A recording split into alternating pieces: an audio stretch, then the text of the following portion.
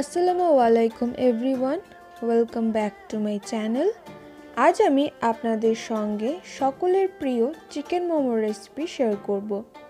খুবই সহজ পদ্ধতিতে বানিয়ে দেখাবো। আমি যখনই মোমো বানাই আমি এভাবেই বানিয়ে থাকি, তাই এক কথায় আপনারা আমার স্টাইলে বানানোও বলতে পারেন। তাই আপনারা এভাবে একবার বাড়িতে বানিয়ে দেখবেন আর আমাকে অবশ্যই জানাবেন আপনাদের কেমন লেগেছে। তাহলে চলুন শুরু করি আজকের রেসিপি।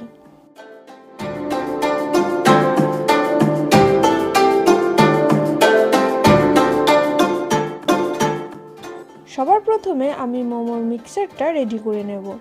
তার জন্য আমি এখানে নিয়ে নিচ্ছি চিকেন কিমা। চিকেনটা আপনারা ছুরি দিয়ে চপ করে নিতে পারেন, আবার মেশিনে ব্লেন্ডও করে নিতে পারেন। তবে আমি রিকমেন্ড করব যে মাংসটা চপ করে বানানোর চেষ্টা করবেন, এতে মোমো বেশি টেস্টি হয়। এরপর আমি এতে দিয়ে দিচ্ছি ছোট ছোট করে কেটে রাখা পেঁয়াজ কুচি। এখানে পেঁয়াজটা আমি 80% মতো নিয়েছি।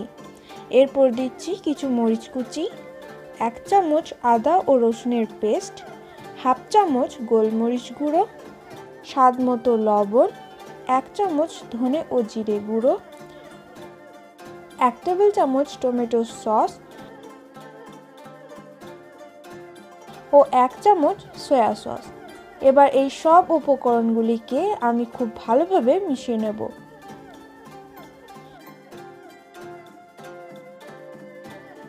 খুব ভালোভাবে মেশানো হয়ে গেলে এটা আমি সাইডে রেখে দেব ও ময়দার ডোটা রেডি করে নেব।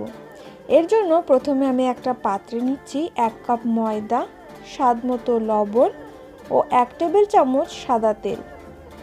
এবার প্রথমে এটা আমি খুব ভালোভাবে মিশিয়ে নেব।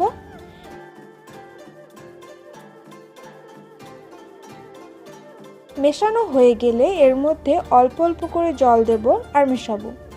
জলটা একেবারেই দেব না, অল্প অল্প করে দেব আর মেশাবো।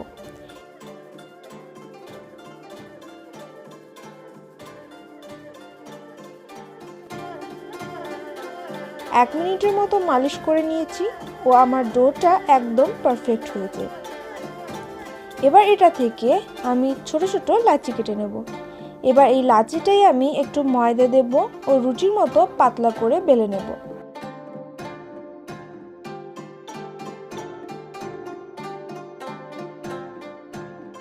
পাতলা করে বেলা হয়ে গেলে আমি এটা গ্লাস দিয়ে এভাবে কেটে নেব। আপনারা চাইলে কুকি কাটার দিয়েও কিন্তু কেটে নিতে পারেন, আবার ছোট ছোট করে বেলেও নিতে পারেন। এভাবেই আমি বাকিগুলো কেটে নেব।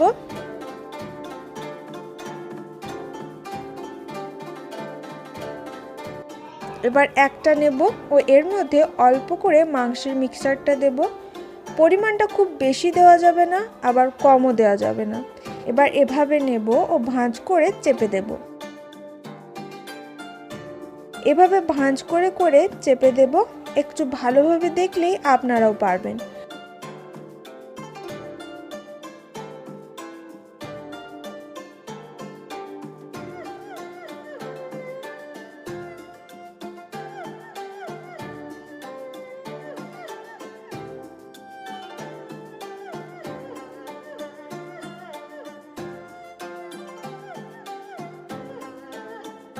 আরেকটা করে দেখাচ্ছি, দেখুন কত সহজেই হয়ে যাচ্ছে।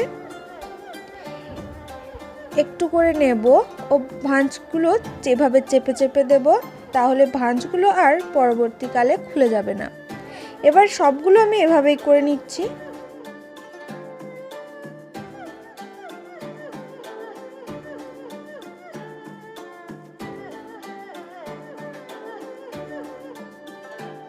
এবার এগুলো আমি ভাপিয়ে নেব। ভাপানোর জন্য আমি একটা পাত্রে জল বসিয়েছি। জলটা ফুটলে আমি এরকম একটা ফুটো ফুটো সবজি ধোয়া পাত্র নিয়ে নেব। এটা সকলেরই বাড়িতে থাকে। এবার এটার উপর আমি একটু তেল ব্রাশ করে নেব যেন মোমোগুলো চিপকে না যায়। এবার এর ওপর একটা একটা করে মোমোগুলো দিয়ে ভালো করে ঢেকে দেব। আর গ্যাসের ফ্লেমটা আমি হাই ফ্লেমে রাখবো। এখানে জলটা কিন্তু চেক করে নেবেন যেন জলটা ফুটে শেষ না হয়ে যায়। 5 থেকে 10 মিনিট রাখার পর আমার মোমোটা তৈরি হয়ে গেছে।